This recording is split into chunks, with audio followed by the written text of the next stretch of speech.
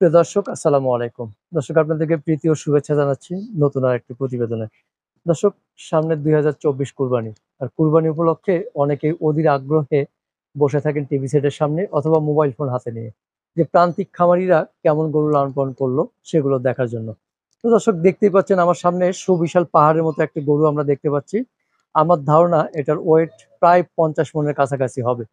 তো আমরা জানবো এই গরুটা কতদিন লালন পালন করতেছেন, কি খাবার-দাবার দিচ্ছেন, কিভাবে যত্ন নিচ্ছেন এবং আসন্ন কুরবানি উপলক্ষে কেমন দাম আশা করতেছেন। আমরা জানবো প্রান্তিক খামারি এই ভাইয়ের কাছ থেকে। তো আশা করি পুরো প্রতিবেদনটা জুড়ে আপনারা আমাদের সাথেই থাকবেন। ভাই, আসসালামু আলাইকুম। ওয়ালাইকুম সালাম। কেমন আছেন? এই তো আলহামদুলিল্লাহ ভালো। আপনার পেছনে বিশাল সাইজের গরু দেখতে পাচ্ছি। জি। যদিও এর আগে প্রতিবেদন করেছিলাম তখন একটু ছোট ছিল। এখন তো দেখতেছি মাশাআল্লাহ একদম পাহাড়ের মতো হয়েছে।